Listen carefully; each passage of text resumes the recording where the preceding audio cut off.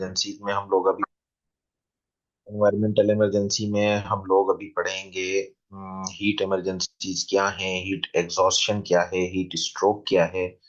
क्योंकि ये बड़े कॉमन सिनारियोज हैं। आप लोगों को पता है कि जब समर सीजन आता है तो हम लोगों को मैनेज करने पड़ते हैं कि हीट स्ट्रोक के पेशेंट, हीट एग्जॉस्शन के पेशेंट, फ्रोस्ट बाइट जो बहुत ज्यादा सिवेरिटी की वजह से जो लोग, बहरहाल देखते हैं, अब इंशाल्लाह वन बाय वन डिस्कस करते हैं सब चीजों को। सो मैं बगैर टाइम वेस्ट किए हुए जो है वो स्टार्ट करने वाला हूँ, ठीक है। और जो है वो होपफुली आप लोगों ने एंजॉय किया होगा मेडिसिन का कोर्स और एंजॉय कर रहे होंगे। स्क्रीन नजर आ रही है मेरी, शेयर हो रही है आप लोगों को? अच्छा, वर्कशॉप के लिए आप लोगों ने, से मैंने रिक्वेस्ट की थी, कल से इंशाल्लाह ताला हम आईवी फ्लूइड की वर्कशॉप जो है ना वो स्टार्ट कर देंगे, ठीक है ना। तो कल से हमारा इंशाल्लाह आईवी फ्लूइड ब्लड मैनेजमेंट और हमारी जो है वो वर्कशॉप है। आप लोगों ने अगर रजिस्ट्रेशन नहीं कराई है तो आप लोगों से रिक्वेस्ट है कि आप लोग करा लें। बहुत इंशाल्लाह ताला लर्निंग पॉइंट ऑफ व्यू से बहुत ही अच्छी वर्कशॉप होने वाली है। 6 डेज की वर्कशॉप है ऑलमोस्ट, ठीक है ना, जस्ट 1 वीक की। मगर उसमें बहुत अच्छी डिस्कशंस होंगी। हीट, उसमें हम आईवी फ्लूइड्स और ब्लड ट्रांसफ्यूजन्स और सारी चीज़ों पर। एनीवे आप लोगों में से you are more than welcome. मेरा ईमेल एड्रेस है, ठीक है, यहाँ पर मेंशन है मेरा ईमेल एड्रेस। अगर आप लोगों की कोई भी क्वेरी हो तो आप लोग मुझसे कांटेक्ट कर सकते हैं, ठीक है, मेरे ईमेल एड्रेस पर, कोई इशू नहीं है। एनीवे मेरा ख्याल है कि स्टार्ट करना चाहिए अब, ठीक है। सो एनवायरमेंटल ट्रोमा या एनवायरमेंटल इमरजेंसी क्या है, ठीक है। ठीक।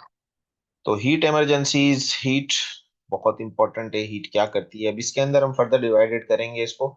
आपकी एनवायरनमेंट में ही स्नेक बाइट आ जाता है और आपकी एनवायरमेंटल इमरजेंसी में ही आपका जो है बर्न आ जाता है, ठीक है, बर्न के केसेस भी आ जाते हैं। तो for patient suffering the effect of hyperthermia, high temperature, देखें हीट की हम सबसे पहले बात कर रहे हैं। तो हीट इमरजेंसीज में हम हाइपरथर्मिया, हाइपोथर्मिया, ये सारी चीजें डिस्कस करेंगे, ठीक है। तो हाइपरथर्मिया और हीट इलनेस क्या है। इंक्रीज कोर बॉडी टेम्परेचर को हीट इलनेस कहते हैं, ठीक है। अब हीट के जो डिसऑर्डर्स हैं वो क्या क्या हैं ये आप देख लें। हाइपरथर्मिया आ गया आपका, हीट क्रैम्प्स आ गए, हीट एग्जॉस्शन आ गई, हीट स्ट्रोक आ गया, एंड देन फीवर आ गया आपका, हाइपरपायरेक्सिया जिसको हम बोलते हैं, ठीक है। तो हीट के डिसऑर्डर्स हमने फर्दर क्लासीफाई कर दिए हैं हाइपरथर्मिया में। और अब हम वन बाय वन हर एक टॉपिक को डिस्कस करेंगे, ठीक है। हाइपरथर्मिया, हाइपरथर्मिया क्या है। Usually high core body temperature results in the diaphoresis, ठीक है, increased skin temperature, flushing, altered mentation and altered level of consciousness. देखें हाइपरथर्मिया के जो पेशेंट्स होते हैं, आप लोगों को पता है कि हमारे ब्रेन में अल्लाह ताला ने एक सिस्टम दिया है जो हमारे थर्मोरेगुलेटरी सिस्टम जिसको हम बोलते हैं हाइपोथैलेमस में, जो कि हमारी बॉडी के टेम्परेचर को मेंटेन करता है, ठीक है। जब उसमें डिस्टरबेंस आती है तो फिर हमारे बॉडी का टेम्परेचर डिस्टर्ब होता है। और जब हमारा कोर बॉडी टेम्परेचर बढ़ने लगता है तो सिम्टम्स क्या होंगी, डायाफोरेसिस, बहुत ज्यादा पसीना आना, डायाफोरेसिस कहते हैं बहुत ज्यादा पसीना आने को, ठीक है। तो जब हाइपरथर्मिया किस तरीके से प्रेजेंट करेगा, आपका इंक्रीज स्किन टेम्परेचर, किसी को हम हाथ लगाते हैं तो कहते हैं ना आपको बुखार है या नहीं है, ठीक है। फ्लशिंग होगी, चेहरे का रंग लाल हो जाना, ठीक है। अल्टर्ड मेंटेशन हो सकती है, alter level of consciousness. Hyperthermia में इतना ज्यादा टेम्परेचर हो जाएगा क्योंकि हमारी बॉडी का एक थर्मोस्टेट सेट है कि उस थर्मोस्टेट पर जो है हमारी बॉडी अच्छा काम करती है, लेकिन जहां उसमें डिस्टर्बेंस आएगी तो डेफिनेटली जो है फिर आपका मेंटल लेवल और आपकी सारी चीजें डिस्टर्ब होना शुरू हो जाएंगी। प्री डिस्पोजिंग फैक्टर्स क्या हैं, एज इंपॉर्टेंट है, हेल्थ, जाहिर बात है कोमॉर्बिड्स इंपॉर्टेंट है, हेल्थ कैसी है, जनरल हेल्थ कैसी है।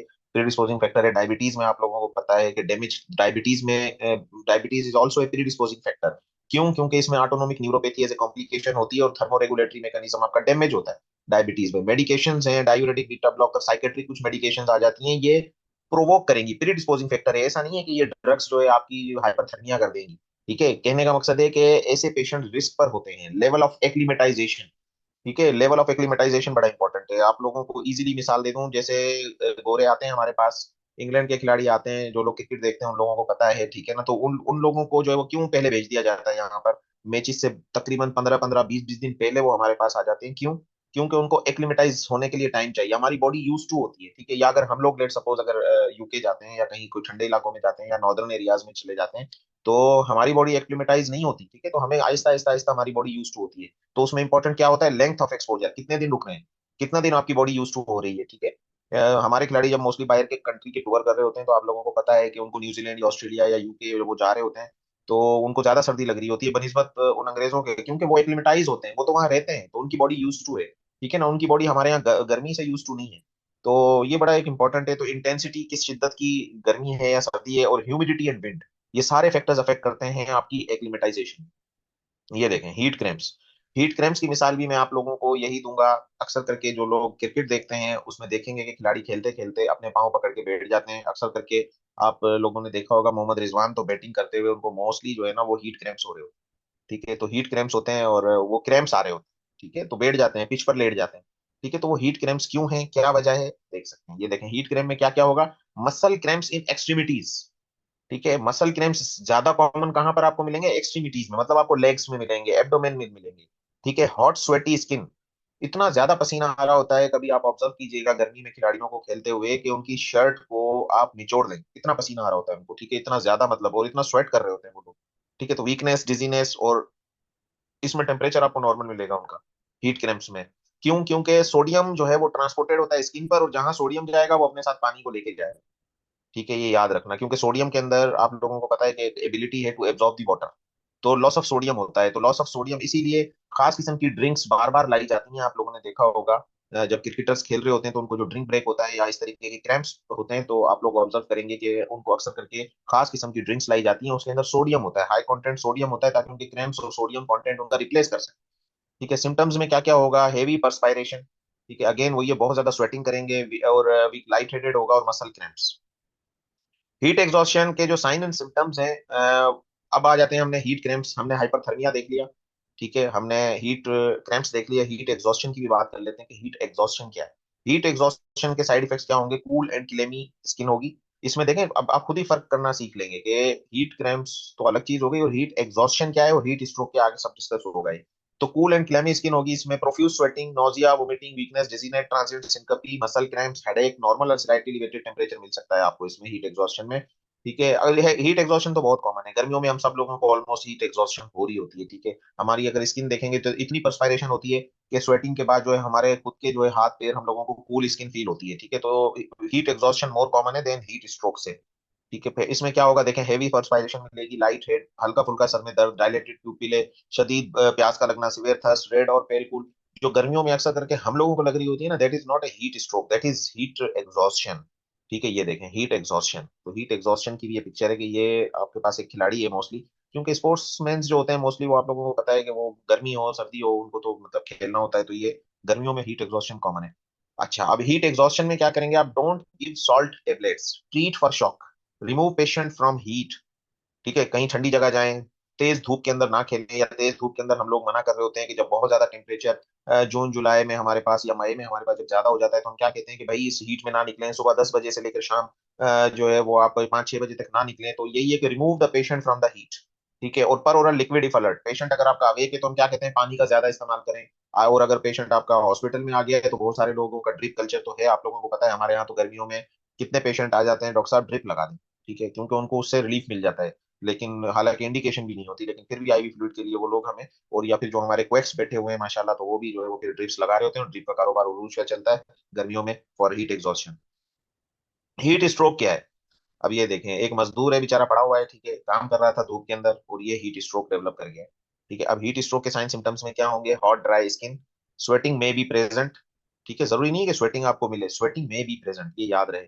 अब आपने हीट एग्जॉस्शन देखा, हीट एग्जॉस्शन में क्या स्किन आपको मिली, और हीट स्ट्रोक को कैसे डिफरेंशिएट करेंगे, ये अक्सर करके ओवरलैपिंग कंडीशन हो रही होती है। ठीक है ना, बहुत सारे पेशेंट मैं बता रहा हूँ जो हमारे पास आ रहे होते हैं इमरजेंसी में गर्मियों में, वो हीट स्ट्रोक नहीं होता उनको। ठीक है, हीट स्ट्रोक की अलग प्रेजेंटेशन, वो हीट एग्जॉस्शन होती है। तो आप देख सकते हैं कि इसमें हॉट ड्राई स्किन मिलेगी आपको, वहां कूल क्लेमी स्किन मिल रही थी, यहाँ हॉट ड्राई स्किन। ठीक है, और पेशेंट आपका कंफ्यूज होगा, डिसोरिएंटेड होगा, rapid and shallow respiration which may be later slow, seizures के साथ प्रेजेंट कर सकता है, कोमा के साथ प्रेजेंट कर सकता है, और जो आगे इंपॉर्टेंट पॉइंट आ रहा है सबसे ज्यादा, वो ये है कि elevated temperature above 105 degree Fahrenheit. कहां तक फीवर गया है देखें। हीट स्ट्रोक जो डेवलप करते हैं, हीट और स्ट्रोक, स्ट्रोक वही होगा। स्ट्रोक की फीचर्स, स्ट्रोक में क्या क्या होता है, सीजर्स भी हो सकता है, कोमा भी हो सकता है, अल्टर्ड मेंटल लेवल हो सकता है, कंफ्यूजन हो सकती है, और उसमें हीट की वजह से अगर ये हो रहा है तो उसको हीट स्ट्रोक कह रहे हैं, सिंपल है। तो हीट कितनी हीट, 105 डिग्री फ़ारेनहाइट। ठीक है, हीट स्ट्रोक देखें हाइपोटेंशन विथ लो और एब्सेंट डायस्टोलिक बीपी। अब जब आप उसके फिजिकल एग्जामिनेशन और वाइटल्स लेंगे तो आपको बीपी उसका बहुत ही मतलब लेस देन 90 मिलेगा, लेस देन 80 मिलेगा, और एब्सेंट डायस्टोलिक बीपी तो आपको मेजरेबल ही नहीं मिलेगा। ठीक है, ऊपर सिस्टोलिक आपको एक 70 पे भी आपको क्लिक आ जाएगी, लेकिन डायस्टोलिक ब्लड प्रेशर आपको तकरीबन जो है वो मेजरेबल ही नहीं होगा, आप लोगों को पता ही नहीं चलेगा। तो ये एक इंपॉर्टेंट क्लू है। Deep respiration that become slow. ठीक है, सीजर्स देख लें, सेसेशन ऑफ स्वेटिंग। मजे की बात होती है कि हीट स्ट्रोक स्वेटिंग के साथ प्रेजेंट नहीं कर रहा होता अक्सर करके, इसमें हॉट एंड ड्राई स्किन होती है। ठीक है, मगर स्वेटिंग हो भी सकती है, लेकिन प्रोफ्यूज स्वेटिंग नहीं होगी मेरा इसके अंदर। ठीक है, उसके अलावा क्लासिक क्या है भाई, people with the chronic disease के साथ जो है वो पेशेंट प्रेजेंट कर सकते हैं। एक्सर्शनल में डेवलप सीवियर मेटाबॉलिक एसिडोसिस। ठीक है, हीट स्ट्रोक की दो टाइप्स, क्लासिक और एक्सर्शनल, इसने कर दिया है। ठीक है, हाइपरकेलिमिया और रीनल फेलियर के साथ प्रेजेंट कर सकते हैं ज्यादातर। अब ये देखें आप, कितना अच्छा डिफरेंस इसने यहाँ पर आप लोगों को क्लियर कर दिया है। हीट एग्जॉस्शन क्या है और हीट स्ट्रोक क्या है। देखें, हीट एग्जॉस्शन में आपको क्या मिल रहा है, मॉइस्ट एंड क्लेमी स्किन। अक्सर करके तो हम लोगों ने तो यही देखा है इमरजेंसी में, हालांकि आप देखेंगे तो हॉस्पिटल्स की इमरजेंसी में हीट स्ट्रोक यूनिट कायम हो जाते हैं, गर्मियों के अंदर के हीट स्ट्रोक के यूनिट्स कायम कर दिए, लेकिन जो वहां पर पेशेंट आ रहे होते हैं, मोस्टली हर किसी को हीट स्ट्रोक नहीं होता, हीट एग्जॉस्शन होती है ज्यादातर। हीट स्ट्रोक कम पेशेंट्स में होता है। तो इसलिए डिफरेंशिएट करना हम लोगों को आना चाहिए कि हीट एग्जॉस्शन क्या है और हीट स्ट्रोक क्या है। मॉइस्ट एंड क्लेमी स्किन मिल रही है, यहाँ पर कोई स्किन मिलेगी, यहाँ पर ये देख लें पसीने ज्यादा आएंगे, प्यूपिल आपको डायलेटेड मिलेगी। ठीक है, ये देखें बहुत अच्छा डिफरेंस बताया है इसने। नॉर्मल और सब नॉर्मल टेम्परेचर मिलेगा, जब आप उसका टेम्परेचर नोट करेंगे, आप वाइटल्स लेंगे तो आपको नॉर्मल मिलेगा। मगर पेशेंट आपका मोस्टली वो इतना एग्जॉस्टेड हो चुका होगा कि वो लेटा हुआ होगा, और वो भी ऑलमोस्ट कंफ्यूज वाली पोजीशन आपको देगा एग्जॉस्शन में भी, कि जैसे जिस्म में जान नहीं है, इस तरीके से प्रेजेंटेशन देगा आपको। ठीक है, और वो लेकर आएंगे घर वाले या कोई भी जो मजदूर तबका होगा आपका, या बहुत ज्यादा जब गर्मी होगी, तो वो मोस्टली हीट एग्जॉस्शन होगी। हीट स्ट्रोक क्या है, इसमें ड्राई और हॉट स्किन मिलेगी, यहाँ पर स्वेटिंग नहीं मिल रही आपको, स्वेटिंग मिल सकती है, may be present but not compulsory. प्यूपिल constricted मिलेंगी आपको। ठीक है, वेरी हाई बॉडी टेम्परेचर।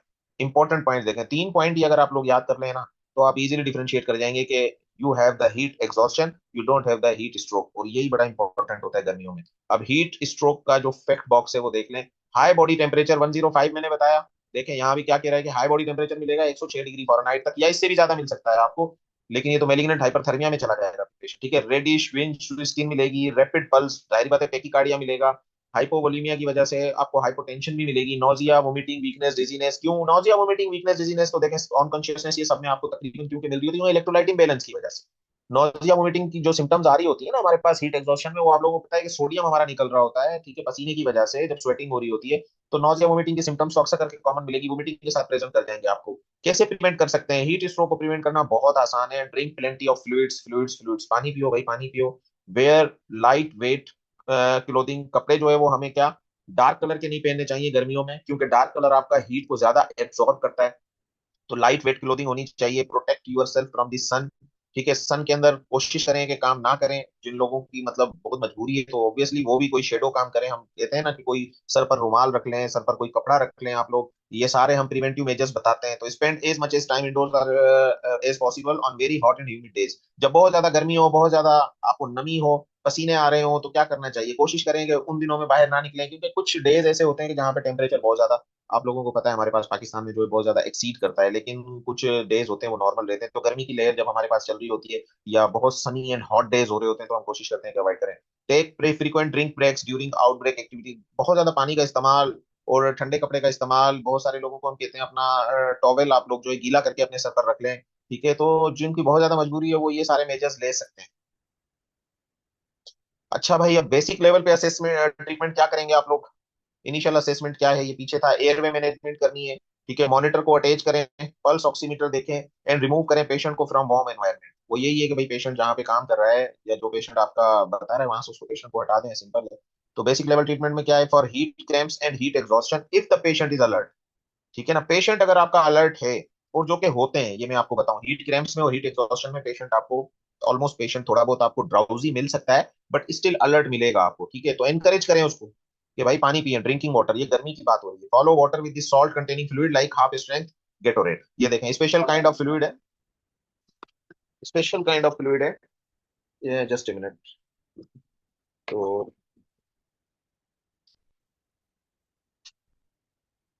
जी, तो स्पेशल काइंड ऑफ फ्लूइड्स हम लोग दे रहे होते हैं इसके अंदर। ठीक है, यूज इफ, क्या करते हैं, क्या करेंगे आप, कैसे करेंगे। ठीक है, अगर एक पेशेंट आपके पास हीट स्ट्रोक के साथ आ गया, तो आप लोग कैसे करेंगे ये देखिए। फैन पेशेंट को सबसे ज्यादा इंपॉर्टेंट ये है कि अच्छा पुराने वक्तों में तो मुझे याद आ रहा है कि इमरजेंसीज में जो है ना वो एक बर्फ की सिल, बर्फ के ब्लॉक्स होते थे, आइस के ब्लॉक्स, और वहां पर उसको बिल्कुल पेशेंट को एक्सपोज करके और उसके ऊपर लिटा दिया जाता था। एनी वे बहरहाल, अगर किसी पेशेंट को फौरी तौर पे कूल डाउन करना है क्योंकि टेम्परेचर 10 डिग्री फ़ारेनहाइट है, तो आप क्या करेंगे, अप्लाई कोल्ड कंप्रेसिस। ठीक है, ठंडे ठंडे कपड़ा लेके या उसको बर्फ के पानी में डुबो कर उसको जो है वो पूरा आप लोग जो है वो अप्लाई करेंगे। फैन पंखा खोल दें, पेशेंट को अनकवर करें कोशिश करके, ठीक है ना। खासतौर पर मेल पेशेंट तो अनकवर हो सकते हैं, इसीलिए इनके लिए अलग रूम बनाए जाते हैं। And give fluids and have the person lie down, elevated feet. Feet को एलिवेट क्यों कर रहे हैं, क्योंकि ये पेशेंट हाइपोटेंशन के साथ प्रेजेंट करते हैं, इनकी सेरिब्रल परफ्यूजन कम हो रही होती है। जब सेरिब्रल परफ्यूजन कम होगी तो पेशेंट आपका मोस्टली ड्राउजी या आपका अल्टर्ड मेंटल लेवल स्टेटस के साथ आएगा। तो जब आप फीट को एलिवेट करेंगे तो वेनस रिटर्न बढ़ेगा, वेनस रिटर्न बढ़ेगा तो आपका ब्रेन को ब्लड सप्लाई बढ़ेगी, तो पेशेंट आपका जो है वो अवेक में हो सकता है। ठीक है, findings are suggestive of heat stroke, remove to cooler environment. ठीक है, cool with the ice pack और मॉइस्ट शीट्स, आ गया ना। आइस पैक के साथ आप इसको कूल करें। ठीक है, आइस पैक करें। Stop cooling when core temperature is 10 degree. जब आपका 105 डिग्री से टेम्परेचर ड्रॉप आउट हो जाए तो आप कूलिंग बंद कर दें। जब आपको एक पेशेंट आया आपके पास हीट स्ट्रोक के साथ, और उस हीट स्ट्रोक के पेशेंट को टेम्परेचर था 10 डिग्री, 105, 105 पे उसको बुखार था, आपने सस्पेक्ट कर लिया कि this patient is having a heat stroke, तो आप उसको फौरी तौर पे क्या करेंगे कि उसको कूलर एनवायरनमेंट में लेकर आएंगे और उसको आइस पैक्स, बर्फ के टुकड़े लेकर अप्लाई करें या उसकी मॉइस्ट शीट करें। देखें उसकी शीट ठंडी, ठंडा उसको जो शीट होती है हमारी वो अप्लाई कर सकते हैं। ठीक है, और कब तक करना है हमें उसको ठंडा एनवायरनमेंट या ice cool PACS like apply करना है, कब तक, 10 डिग्री तक, जब तक उसका टेम्परेचर नहीं आ जाता, ऑलमोस्ट 3 डिग्री फ़ारेनहाइट आपको कम करना है। अच्छा भाई, फिर उसके बाद आप एडवांस लेवल ट्रीटमेंट में क्या करेंगे, इनिशिएट आईवी ऑफ रिंगोलेक्टेट और नॉर्मल सेलाइन 125 फ्लूइड तो देंगे आईवी में। इंपॉर्टेंट ये पेशेंट ये क्योंकि आपके पास मोस्टली प्रेजेंट कर रहे होते हैं हाइपोटेंशन के साथ। ठीक है, टेकिकार्डिया होगा तो bolus 1 litre of fluid into 50 ml increments. Recheck vital करने हैं, lung examination between each increment. जब भी आप फ्लूइड बढ़ाकर दे रहे हैं, ठीक है, 125 ml दे दिया आपने, और अगर पेशेंट आपका हाइपोटेंसिव है तो आपको बोलस देना है 1 लीटर का। ठीक है ना, इंटू 50 ml ऑफ इंक्रीमेंट, दो ढाई 250 के आप बना ले और 1 लीटर तक आप दे दें बोलस। बोलसिस की बात हो रही है तो 250 ml का एक बोलस दिया, देन आप उसके बाद 250 250 ml के बोलिस आपने फ्लूइड के दे दिए लेट सपोज, या 1 लीटर की आपने दे दी, कोई इशू नहीं है इसमें। और 125 ml पर आर, 125 ml पर आर के हिसाब से आपने चला दी। उसके बाद आप वाइटल चेक करेंगे। क्यों क्यों इसलिए चेक करना है क्योंकि देखें हमें नहीं पता वो पेशेंट आपके पास इमरजेंसी में आया, उसको कोई हार्ट फेलियर की कंडीशन हो, उसको कोई पल्मोनरी एडिमा की कंडीशन हो, तो हम फ्लूइड तो देंगे, फ्लूइड तो मैनेज करना है, मगर हमें बीच बीच में चेक करना है कि पेशेंट को कहीं जो है वो क्रैप्स तो नहीं आ रहे क्योंकि हमें अंडरलाइन कॉज का नहीं पता ना। पेशेंट तो हमारे पास आ जाते हैं हीट स्ट्रोक की गर्मियों में। ठीक है, तो discontinue bolus if sign of pulmonary oedema और रेस्पिरेटरी डिस्ट्रेस। देखें इस वजह से फ्लूइड को हम बोलसिस में और इंक्रीमेंट्स में और इस रेट पर दे रहे होते हैं, क्योंकि बीच बीच में हमें असेस करना है कि अगर हमें लगता है कि पेशेंट को पल्मोनरी एडिमा डेवलप कर रहा है या पेशेंट रेस्पिरेटरी डिस्ट्रेस में जा रहा है तो हमें डिसकंटिन्यू करना है। इफ अल्टर्ड मेंटल स्टेटस, अगर आपके पेशेंट का अल्टर्ड मेंटल स्टेटस के साथ आएगा तो फिर आज हमारा लास्ट डे है इस कोर्स का। हम फिर फर्स्ट डे पे जाएंगे, और फर्स्ट डे पे मैंने आप लोगों को बताया था कि कोई भी पेशेंट जो है वो जब भी हमारे पास इमरजेंसी में अल्टर्ड मेंटल लेवल स्टेटस के साथ आएगा तो हमें सबसे पहला काम क्या करना है, blood glucose, RBS RBS RBS check करनी है। तो ब्लड ग्लूकोज लेवल आप चेक करेंगे, चाहे पेशेंट आपका हीट स्ट्रोक के साथ आया है या आपका पेशेंट जो है वो किसी और चीज के साथ आया है। लेकिन अल्टर्ड मेंटल स्टेटस की जो एबीसी है वो सबसे पहले इसमें इंपॉर्टेंट यही है कि आपको करना है। तो ब्लड ग्लूकोज अगर आपका 60 to 80 मिलीग्राम है, हाइपोग्लाइसीमिया के साथ आ गया है, तो हाफ एम्प्यूल क्या देंगे आप, डेक्सट्रोज वाटर देंगे 50%। ठीक है, या ग्लूकागोन देंगे। मैंने हाइपोग्लाइसीमिया पढ़ाया था आप लोगों को, उसमें glucagon is drug of choice, 1 milligram intramuscular लगता है। और ओरल ग्लूकोज भी दे सकते हैं, अगर पेशेंट आपका थोड़ा अलर्ट है और ओरल इंटेक ले सकता है तो आप ओरल ग्लूकोज भी पिला सकते हैं। ठीक है, कोई इशू नहीं है इसमें। तभी हम कहते हैं ना गर्मी में जूस ले आओ। ठीक है, अटेंडेंट्स को कहते हैं जूस ले आओ जल्दी से। तो पेशेंट अगर आपका ओरल इंटेक लेता है तो वो जूस क्या है, जूस भी आपका ग्लूकोज ही है, लेकिन ग्लूकोज एक स्पेशल स्ट्रेंथ में होता है तो इसलिए इंपॉर्टेंट है। If blood glucose less than 60 तो 1 एम्प्यूल दे देंगे और ग्लूकागोन फिर लगाएंगे। ठीक है, if blood glucose is more than 80 and less than 200 provide supportive care. कुछ भी नहीं करना आपको, अगर 80 से ऊपर है और 200 से नीचे है तो आपको क्या करना है, सपोर्टिव केयर देनी है। लेकिन अगर ब्लड ग्लूकोज 200 से ऊपर है, क्योंकि आपको तो नहीं पता, पेशेंट हो सकता है डायबिटिक हो, हीट स्ट्रोक के साथ आ गया है और डायबिटिक पेशेंट है, पता चला उसकी शुगर 200 से ऊपर है, 300 से ऊपर शुगर है, आपने आरबीएस चेक की, तो फिर क्या करेंगे, फिर हम वही करेंगे जो हम लोगों ने पढ़ा एंडोक्राइन इमरजेंसीज में, हाइपरग्लाइसीमिया का प्रोटोकॉल। ठीक है, जो हम डिस्कस कर चुके हैं कि भाई एचएचएस के साथ भी प्रेजेंट हो सकता है, डीके के साथ भी प्रेजेंट हो सकता है, तो फिर हम हाइपर ग्लाइसीमिया को भी मैनेज करेंगे साथ में सपोर्टिव केयर के। If seizures are present and suspected to be heat related, protect. ठीक है, अगर सीजर्स सीजर्स के साथ पेशेंट ने प्रेजेंट कर दिया, हीट स्ट्रोक का पेशेंट आपके पास आया, ये देखें, ये सूरज, ये बंदा गिरा हुआ है, उल्टियां कर रहा है। ठीक है, ये देखें, पेशेंट हीट स्ट्रोक के साथ आपके पास आ गया और पेशेंट को सीजर्स हो गए। ठीक है, सीजर्स हो गए, आपके पास उसको झटके लग रहे हैं, दिमाग के झटके लग रहे हैं और आ गया। तो आप क्या करेंगे, तो protect airway with appropriate airway, ठीक है, ये इंपॉर्टेंट है। वेलियम का इंजेक्शन, डाइजीपाम का इंजेक्शन हर इमरजेंसी में अवेलेबल होता है, तो आपको सीजर्स को कंट्रोल करने के लिए वेलियम का इंजेक्शन देना है, ठीक है। 5 to 10 मिलीग्राम डाइजीपाम होता है इसमें, आईवी भी दे सकते हैं, कोई इशू नहीं है। बहरहाल सीजर्स को कंट्रोल करने के लिए हमारे पास ड्रग ऑफ चॉइस डाइजीपाम है, और साथ में आप सपोर्टिव केयर फ्लूइड वगैरह सब चीजें उसको देंगे। Avoid vasopressors and anticholinergic drugs, these drugs में इनहिबिट स्वेटिंग, ठीक है ना। अच्छा, जब पेशेंट क्योंकि हाइपोटेंशन के साथ प्रेजेंट होता है हीट स्ट्रोक में, तो हम लोगों को ये वेसोप्रेसर स्टार्ट नहीं करने हैं, क्योंकि द कॉज ऑफ शॉक क्या है हीट स्ट्रोक में, the cause of shock heat है ना, ठीक है। हीट की वजह से हाइपोवोलीमिया हुआ है, तो हाइपोवोलीमिया में फ्लूइड देंगे ना, फ्लूइड की वजह से ब्लड प्रेशर सेट होगा, बजाय इसके कि हम आइनोट्रोपिक सपोर्ट स्टार्ट कर दें, ठीक है, और एंटीकोलिनर्जिक ड्रग्स पे डाल दें जो कि ऑलरेडी ड्राई करती हैं स्वेटिंग को, तो मुनासिब नहीं है, ठीक है, ये मतलब इसमें मना है। हाइपोथर्मिया या फ्रोस्ट बाइट, अब हम हीट इमरजेंसीज हमारी यहाँ खत्म हो जाती है, हीट स्ट्रोक, अब हम आ जाते हैं कोल्ड इमरजेंसीज पे, और कोल्ड इमरजेंसीज में दो इमरजेंसी आती है, हाइपोथर्मिया एंड फ्रोस्ट बाइट, ठीक है। तो थर्मल ग्रेडियंट क्या है, देखें मैं आपको शुरू में ही बताया कि जो थर्मल ग्रेडियंट है वो अल्लाह ताला की तरफ से सेट है। Difference in the temperature between environment and the body, आपकी बॉडी का टेम्परेचर कुछ और है, और आपका जो है एनवायरमेंट का टेम्परेचर कुछ और है, ठीक है। बाहर भले चाहे आपका 46 डिग्री सेंटीग्रेड 50 डिग्री सेंटीग्रेड हो, पर आपकी बॉडी में टेम्परेचर वही 37.37 डिग्री पे अल्लाह ताला ने बैलेंस करना है। तो जो डिफरेंस है आपकी बॉडी का और जो एनवायरमेंट का, उसको थर्मल ग्रेडियंट कहते हैं, ठीक है। थर्मोजेनेसिस क्या है, the production of heat specially with in the body, कैसे हीट प्रोड्यूस होती है, ठीक है, बॉडी के अंदर हमारे हीट कैसे प्रोड्यूस होती है। वर्क इंड्यूस्ड, एक्सरसाइज करते हैं हीट प्रोड्यूस होगी। थर्मो रेगुलेटरी में हार्मोनल सिस्टम हमारा होगा, वो बैलेंस करता है इसको, हार्मोन हमारे बैलेंस करते हैं थर्मो रेगुलेटरी सिस्टम को, तो हीट प्रोड्यूस होगी, ठीक है। मेटाबॉलिक का diet induce processing food and nutrients, हम खाना खाते हैं उसमें मेटाबोलाइज होती है वो खाना, तो हीट प्रोड्यूस होती है उसके रेस्पॉन्स में।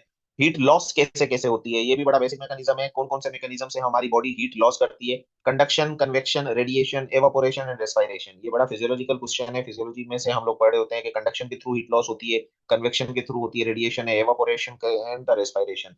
अब हीट लॉस ये देखें कैसे होगा, है how the heat is loss from the body. Evaporation से 25% होती है, रेडिएशन से 60% हीट वेव्स निकलती है, कन्वेक्शन टू एयर, ठीक है, 12% है, एंड कंडक्शन टू ऑब्जेक्ट 3% है, कन्वेक्शन टू एयर 12% है, एयर करंट्स में। ये हीट लॉस का मैकेनिज्म है। थर्मो रेगुलेशन क्या है, थर्मो रेगुलेशन हमें पता है कि हाइपोथैलेमस में हमारा एक अल्लाह ताला ने सेंटर बनाया है, और जो कि टेम्परेचर को मेंटेन रखता है, चाहे टेम्परेचर बाहर आपका 0 डिग्री चल रहा हो या बाहर आपका 52 डिग्री चल रहा हो, ठीक है। तो कोर टेम्परेचर कितना है, 98.6 या 37 सेल्सियस, राइट। सो हाइपोथैलेमस में ये देखें बेस ऑफ द ब्रेन है, थर्मो रेगुलेटरी रेगुलेशन ये हमारा हाइपोथैलेमस से होता है। थर्मो रिसेप्टर्स क्या हैं, कहाँ कहाँ होते हैं हमारे थर्मो रिसेप्टर, स्किन में होते हैं, म्यूकस मेम्ब्रेन में होते हैं, स्पाइनल कॉर्ड में, एब्डोमिनल विजरास में, ग्रेट वेन्स में है हमारे थर्मो रिसेप्टर्स। मेटाबॉलिक रेट क्या है, BMR basal metabolic rate, rate at which the body consumes the energy to maintain the stability, ठीक है। हम जो भी खाना खाते हैं, जो भी चीजें करते हैं, वो मेटाबोलाइज होती हैं, जो ड्रग्स लेते हैं वो मेटाबोलाइज होती हैं, और हमारी बॉडी जब हम खाना खाते हैं तो उससे जो एनर्जी हासिल करती है, और उसी बेस पे हमारे एनर्जी लेवल्स और हमारे ऑर्गन सारे उसी चीज पर चल रहे हैं, तो जो चीज हम ले रहे हैं, तो this is your basal metabolic rate. Cold disorders में क्या है, hypothermia, mild hypothermia, moderate and severe में डिवाइडेड है, frostbite and trench foot, ठीक है। ये कोल्ड डिसऑर्डर्स है और कोल्ड इमरजेंसी है। तो फैक्टर दैट प्रेडिस्पोज और कंट्रीब्यूट टू हाइपोथर्मिया, ठीक है, कौन कौन से फैक्टर्स हैं, जेरियाटिक पेशेंट्स, पेडियाट्रिक पेशेंट्स। तो हाइपोथर्मिया के जो पेशेंट हैं वो ज्यादातर जो प्रोन होते हैं हाइपोथर्मिया के, वो डायबिटिक पेशेंट प्रोन होते हैं आपके हाइपोथर्मिया पे, या जो ओल्ड एज पेशेंट हैं वो, बच्चे और बूढ़े सबसे ज्यादा जो है वो रिस्क पर होते हैं। Poorly nourished, hypothyroid patient, brain tumour, head injury, sepsis के पेशेंट हो गए, सेप्सिस में भी हाइपोथर्मिया डेवलप होता है। अल्कोहल और कुछ ड्रग्स जो होते हैं वो भी आपकी प्रीडिस्पोजिंग फैक्टर्स होते हैं। प्रोलॉन्ग्ड एक्सपोजर टू वाटर और लो एटमॉस्फेरिक कंडीशंस, ठीक है, या बाहरी मतलब कुछ ऐसी कंडीशंस हैं जिनके अंदर इतनी ज्यादा सख्त सर्दी है कि हाइपोथर्मिया में आप डेवलप कर सकते हैं, ठीक है। तो कैटेगरीज में mild hypothermia, moderate, severe and frostbite अब हम आगे डिस्कस कर लेते हैं। ये देखें फ्रोस्टबाइट आ गया आपका। फ्रोस्टबाइट क्या है, फ्रोस्टबाइट ये देख सकते हैं, सुना हो आप लोगों ने, जो लोग केटू में या सियाचिन पर काम करते हैं, या जो हमारे कुछ आर्मी के नौजवान जब वहां पर काम करते हैं, तो सियाचिन में कभी एक पुराने जमाने में एक ड्रामा आता था अल्फा ब्रेवो चार्ली, आप लोगों को अगर याद हो, तो उसके अंदर जो है वो इस तरीके से फ्रोस्टबाइट दिखाई गई, ठीक है। और उसके अंदर दिखाया गया कि जो सियाचिन पर हमारे जवान ड्यूटीज कर रहे हैं, तो उनको देखें इस तरीके की इंजरी, क्योंकि सियाचिन आपका वो मकाम है, या केटू या आपके लिए इतनी हाइट वाली जगह है जहां पर टोटली आपकी लाइफ जो है ना वो इतनी पॉसिबल नहीं है, वहां पर बहुत ज्यादा कोल्ड टेम्परेचर है, माइनस का भी माइनस टेम्परेचर है, तो वहां पे टोटल फ्रीजिंग पॉइंट्स होते हैं, तो वहां पे इस तरीके की इंजरी अगर थोड़ा सा भी आपका एरिया एक्सपोज हुआ गलती से भी, तो ये देखें ये आपका गैंग्रीन होगी, ये कोल्ड की वजह से गैंग्रीन हो गई आपकी, देख सकते हैं आप, ये देखें ये फिंगर्स की है, और ये एक्सट्रीमिटीज को इन्वॉल्व करता है फ्रोस्टबाइट। तो ये एक्सट्रीमिटीज एक्सट्रीमिटीज हम क्या कहते हैं, लेग्स की, ये जो फिंगर्स हो गई इसको, या हैंड्स की, तो हैंड एंड फीट की जो फिंगर्स हैं they are most prone to develop the frostbite, ठीक है। सुपरफिशियल फ्रोस्टबाइट होती है, डीप फ्रोस्टबाइट होती है, डीप में epidermal and subcutaneous tissues involve हो जाते हैं। फ्रोस्टबाइट का ट्रीटमेंट क्या है, इनिशियल पेशेंट असेसमेंट का प्रोटोकॉल वही है, एबीसीए, एयरवे मैनेज करना है, provide oxygen as needed, attach cardiac monitor, remove wet clothes and dry patient. Patient को ड्राई करें भाई, सबसे पहले उसके वेट क्लोथ्स को रिमूव करें, प्रोटेक्ट फ्रॉम हीट लॉस। अब देखें उल्टा है ना, फ्रोस्ट बाइट सारा कोल्ड इमरजेंसी है, तो कोल्ड वाली चीजें करनी पड़ेंगी कि उसको सर्दी से बचाना है, या उसको जो है ना एंड विंड चिल, ठीक है, बहुत ही ठंडी हवा है वहां से हटा लें। और जो है maintain in a horizontal position, check core body temperature if possible. तो क्योंकि हमारी बॉडी का टेम्परेचर एक पर्टिकुलर पॉइंट पर सेट है जो कि 37 या 98 पॉइंट है, तो हमें कोर बॉडी टेम्परेचर चेक करना है कि बॉडी टेम्परेचर ड्रॉप हुआ है या नहीं। हाइपोथर्मिया और फ्रोस्ट बाइट एक दूसरे के साथ कनेक्टेड है। Bandage with dry style dressing, avoid pressure, friction, trauma, do not rub और break blisters, do not allow limb to thaw if there is a chance it will refreeze, do not allow patient to ambulate, ठीक है, maintain core body temperature, may administer warm fluids to conscious patients, use pulse oximeter to assess for the peripheral perfusion. ये सारे parameters हैं जो हमें frostbite के patient में, generally अगर मैं बात करूं तो फ्रोस्ट बाइट के पेशेंट में सपोर्टिव ट्रीटमेंट, ठीक है। फ्रोस्ट बाइट का ट्रीटमेंट एडवांस लेवल पे आप ज्यादा से ज्यादा क्या कर सकते हैं, बहुत पेनफुल होता है, गेंग्रीन है, हो गई गेंग्रीन, अब क्या करेंगे आप, तो मॉर्फिन और फेंटानिल का इंजेक्शन आप दे सकते हैं टू काम द पेशेंट, या पेशेंट को बहुत ज्यादा सिवियर पेन होता है इसमें, तो उसमें आप दे सकते हैं एडवांस में। तो ट्रेंच फ्रूट क्या है, ट्रेंच फ्रूट भी हम सिमिलर टू फ्रोस्ट बाइट कहते हैं, temperature above freezing, blister and pain, ठीक है। तो ट्रेंच फ्रूट या फ्रोस्ट बाइट को हम तकरीबन सिमिलर चीजों में ही ले लेते हैं, लेकिन इसमें सिर्फ समझ लें ट्रेंच फ्रूट में आपके छाले भी साथ में आ जाएंगे, ठीक है। और हाइपोथर्मिया को कैसे मैनेज करेंगे, इंपॉर्टेंट ये है, ठीक है, माइल्ड, मॉडरेट, सिवियर, एक्यूट, सब एक्यूट या क्रोनिक, इसकी ये क्लासिफिकेशन है, ठीक है। माउंटेन क्लाइंबर स्ट्रेप जो होते हैं वो सब एक्यूट है, अर्बन आउटडोर रिस्पॉन्ड है, ठीक है। अब अगर हम, हाँ इंपॉर्टेंट जो पॉइंट आपको देखना है, और जो एग्जाम पॉइंट ऑफ व्यू से इंपॉर्टेंट पॉइंट है आप लोगों के लिए, और जो आगे लाइफ में भी आप लोगों को नजर आएगा, ओसबॉर्न वेव, जे वेव्स कहते हैं इसको, ओसबॉर्न वेव, या हाइपोथर्मिया के पेशेंट में जब आप लोग ईसीजी कराएंगे तो आप लोगों को ओसबॉर्न वेव्स मिलेंगी, ये ईसीजी आप देख सकते हैं। अच्छा यहाँ पर देखें, ये आई ओ, ये यहाँ गई, और ये अब इसको अलग से निकाल कर दिखा दिया है, यहाँ पर इस बॉक्स से हमने निकाला है कि ओसबॉर्न वेव आप लोगों को क्लियर नजर आई, ये किसी पेशेंट की ईसीजी है जो कि हाइपोथर्मिया के साथ प्रेजेंट कर रहा था, ठीक है। तो उसमें आपको ये ओसबॉर्न वेव मिलती है, देख रहे हैं, ये देखें, ये this is your Osborne wave, this is your Osborne wave, और ये अलग से निकाल के दिखाया है, तो ये ऐसे आकर यहाँ से ये समझ लें ये जाएगी, ठीक है। फिर ये आया, फिर ये आया, फिर ये देखें, ये जो ओसबॉर्न वेव है ना, ये जे वेव है आपकी, ये जे वेव, इसको हम जे वेव भी कहते हैं, ठीक है, ये जे वेव है। अब यहाँ से अब दोबारा इस बॉक्स पे आप देखें तो ये बिल्कुल आपकी ऐसी आ रही, तो ये ओसबॉर्न वेव या जे वेव आपको मिलेगी। माइल्ड टू मॉडरेट हाइपोथर्मिया कब कहेंगे आप, जब 86 टू 96 डिग्री फ़ारेनहाइट आपको मिलेगा तो माइल्ड टू मॉडरेट हाइपोथर्मिया है, और ये आजकल तो अभी तो कॉमन है, अगर आप देखेंगे तो अक्सर करके पेशेंट आपको मिलेंगे, क्योंकि इतनी सख्त सर्दी चल रही है कि उसमें आप लोगों को अक्सर बॉडी टेम्परेचर कभी अपना भी चेक कीजिएगा तो आप लोगों को 96 फ़ारेनहाइट मिल जाएगा, ठीक है। तो बहरहाल थोड़ा बहुत माइल्ड हाइपोथर्मिक हम सब हैं अभी इस वक्त ना। History of exposure to cold, altered loss of consciousness, shivering, muscle stiffness, stumbling, staggering gait, cool और कोल्ड स्किन, मॉटल्ड और पेल स्किन, ये सारे सिम्टम्स हैं। तो ये इंपॉर्टेंट है माइल्ड टू मॉडरेट हाइपोथर्मिया में। और माइल्ड टू मॉडरेट हाइपोथर्मिया का बेसिक ट्रीटमेंट क्या है भाई, वार्म ह्यूमिडिफाइड ऑक्सीजन दें 12 to 15 litre, maintain pulse oxygen को, सेचुरेशन मोर देन 95 रखनी है आप लोगों को, remove wet garments, cover with blankets, gentle handling, warm environment, वही है कि हीटर और गर्म एनवायरनमेंट प्रोवाइड करें, और पेशेंट को चाहे फिर वो ब्लैंकेट से गर्म करें चाहे हीटर से गर्म करें, ठीक है ना, गर्म हो, और गिव द वार्म फ्लूइड्स, और गर्म गर्म मशरूबात पिए, ठीक है। तो सर्दी से बचने का यही एक तरीका है।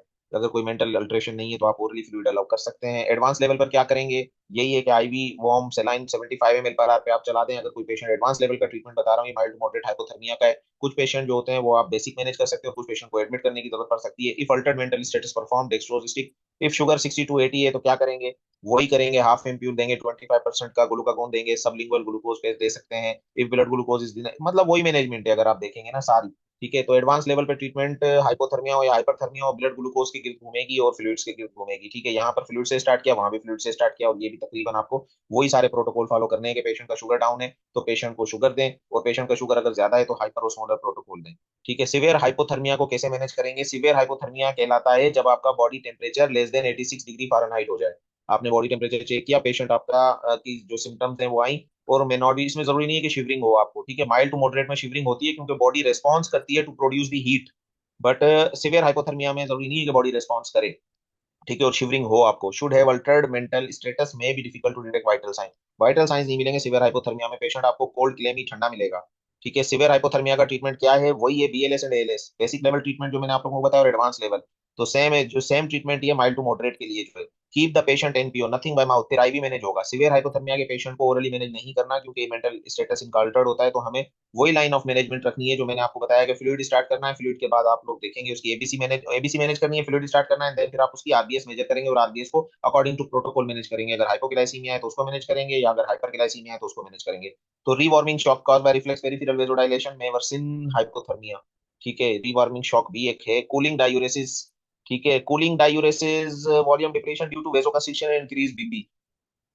तो इसको डायूरेसिस कहते हैं भाई, कूल करते हैं kidneys, then remove excess fluid को रिमूव कर दें। अगर पेशेंट का है डायूरेसिस करा दें, ठीक है ना। आती हैं बहुत सारी चीजें आती हैं जिसमें हम डायूरेसिस जब आप पेशेंट को कराएंगे तो पेशेंट का फ्लूइड जो है वो इसमें वॉश आउट होगा। Severe with and no vital signs, no vital signs, same symptom but patient is without vital sign and is unresponsive। ये देख सकते हैं पिक्चर में, आप पेशेंट पड़ा हुआ है, वाइटल साइन ही नहीं है, तो ये सीवियर है आपका। क्या करेंगे, वही करेंगे इसमें, तो सीपीआर आ जाएगा आपका, क्योंकि पेशेंट आपका अनरेस्पॉन्सिव है। तो बीएलएस अप्लाई करते हैं, बीएलएस का कोर्स जिन लोगों ने किया हुआ है बेसिक लाइफ सपोर्ट का, आपको सीपीआर करना है, ठीक है। ऑक्सीजन देनी है, जेंटल रिवॉर्मिंग करनी है। और सीवियर है विदाउट वाइटल्स, तो क्या करेंगे, इंट्यूबेट करना है पेशेंट को, ऑब्वियसली पेशेंट आपको मिला है, उसके अलावा कार्डियक